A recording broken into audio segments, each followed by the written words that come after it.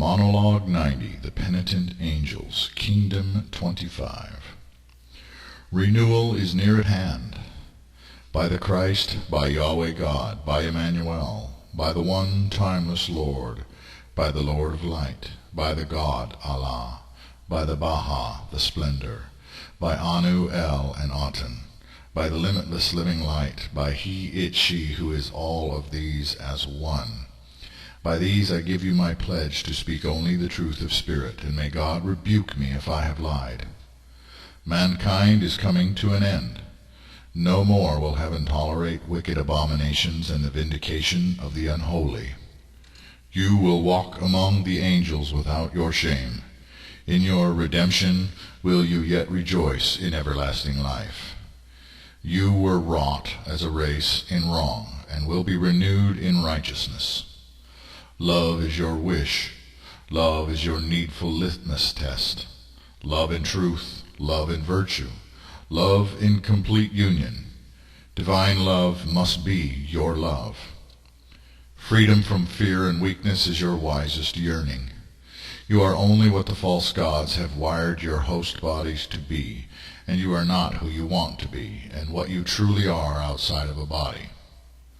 The body is grievous with sin. The spirit is filled with a wish for liberation from it. I am not about to walk away from you now, and we will never be parted again. The union of the soul and the spirit heralds the death of the bestial nature. The human you wear is a role that you are playing. The role is a temporary persona which is never forgotten, and yet must be given its rest in due passage. You may fear oblivion and identity death. However, when a man with amnesia awakens from his affliction, does he forget his memories or himself, who he was while afflicted, trading one kind of amnesia for another? No.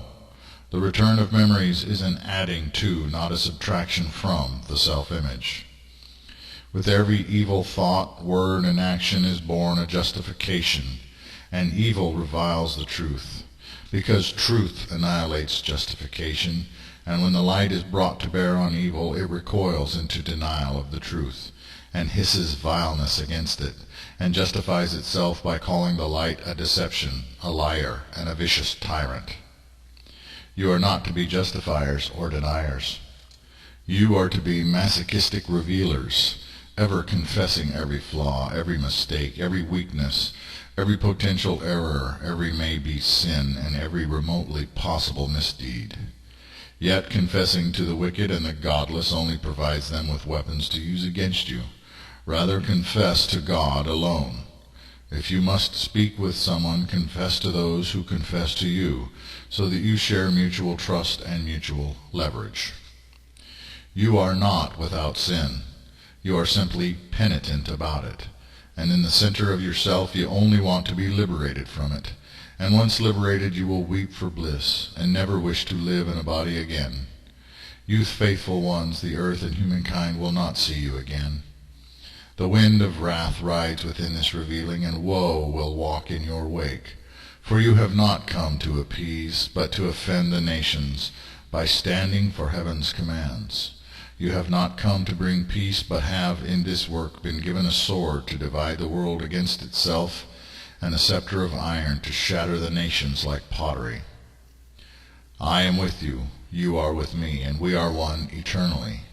In plainer terms, we are, collectively, the victory of God, the messengers of judgment, the entity of warning. Ancient Uriah was a prophet. Again Uriah has been sent to place the little scroll into John's hands. By his presence the abyss is opened, and since his ministry began the trumpets have been blowing to herald the time of charges and the pronouncements of the judgments of God against man. The alignment of earth with the dark womb of the galaxy approaches, and in this is the 120 years to begin. I, the angel of truth, through my meek and lowly messenger, have spoken at length against Ahab and Jezebel, who are everywhere you look. And each who reads these words and metaphorically eats and digests them, as a scroll that is sweet in the mouth and bitter in the belly, becomes Uriah, who is the spirit of Samuel, Daniel, and John the Revelator, and becomes the opening of that which has been hidden from times immemorial. Indeed, you who are faithful and true have become the spirit of prophecy and the angels of the apocalypse, bringing Armageddon to fruition simply by following the golden path. Victory arrives as Homo Angelicum arises, and the nations of Homo sapiens wither away in dust and ashes, never to be recalled or brought into memory again. Put on, therefore, the full armor of God, and take up the void black sword of nullification, ablaze with the white flames of righteous indignation. Arise, stand, be not cowards and appeasers of demons. You are called to be living winds and whirling fires. You are called to fight beast, dragon, and black widow queen as champions of light, truth, and holy majesty. In divine love, hope, and faith, I say, peace be unto all who ask, seek, and knock at the door that no man can shut. Another messenger shall be sent in 1,120 years, the last ruler of Ukrainia, who shall be both prophet and ruler. If by will, word, and deed you, the faithful, have endured to see that glorious conclusion of God's holy unveiling. Look not to human princes and gurus who cannot save even themselves, for when their spirits depart they return to their masters, and on that day all their plans come to nothing. Rather look to God, and become God's angelic agents among the nations of the beast, the harlot, and the dragon. Raise up the banner of that holy light, which shines forever in the darkness, the divine light of God's love, which can never be extinguished. So ends this revealing.